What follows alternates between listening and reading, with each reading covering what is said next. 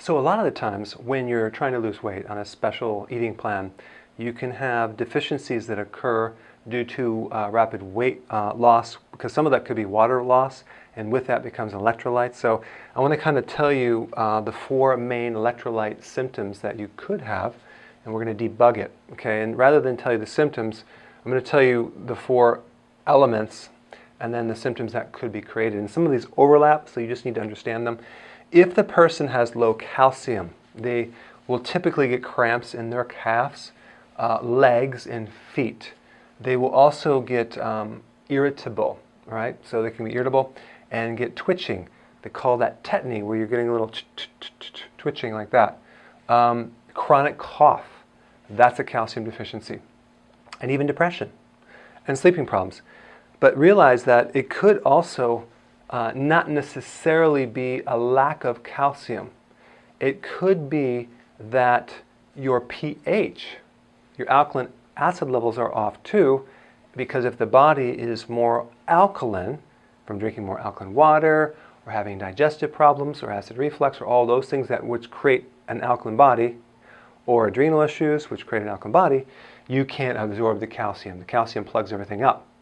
And it's low in the tissue, but it's high stuck around the joints and the arteries. So that's just kind of the deeper reason why you couldn't absorb calcium. But also, if your gallbladder or your digestion's not right, or constipation, you can't pull in the calcium. Calcium is transported with the fat-soluble vitamins, vitamin D3 and K2.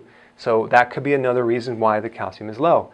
And that would explain why people take the calcium, don't feel any better. Okay? Number 2, low magnesium. Weak muscles, so you feel weaker, heavier when you're walking. Hyperirritability, irregular heartbeat, your heart palpitates. So a lot of times when you take calcium, it's automatically coming with magnesium, like a Cal Mag or a calcium magnesium supplement. That's totally fine. Just make sure that you never take calcium carbonate. That's bad. So that's magnesium, which could also affect your sleep. Low potassium. Potassium, fatigue, brain fog, like tired in the head. So here you start the weight loss program and you get tired in your head. Well, you need potassium. Where does that come from? Huge amounts of salads that you're probably not eating. Not bananas. Bananas don't have enough potassium. Cramping, that could also be in the calves or in the feet. Constipation. If you're actually doing an eating plan and then you basically start getting constipated, then you would better add potassium. Feeling nauseated, sugar cravings, those are all symptoms of a potassium deficiency. Low sodium. Well, let me come back to this potassium.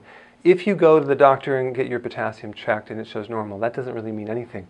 98% of all your potassium is inside the cell, not in the blood. So you would have to deplete a lot of potassium for it to show up in the blood, so you can't always go by blood.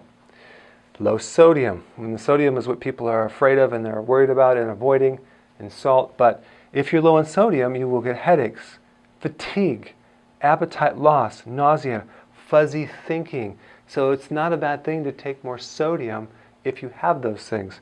So I found too, it could be brain fog or fuzziness in the head or tiredness in the head. So if some of these cross over, then go ahead and take all of them. But I like to, you could take these as a supplement, but also you can take more vegetables, sea salt, and this basically, these magnesium is in the leafy greens and calcium is in the dairy, like the cheese type products. Okay, so hope that helps, but that's the debug for the electrolytes.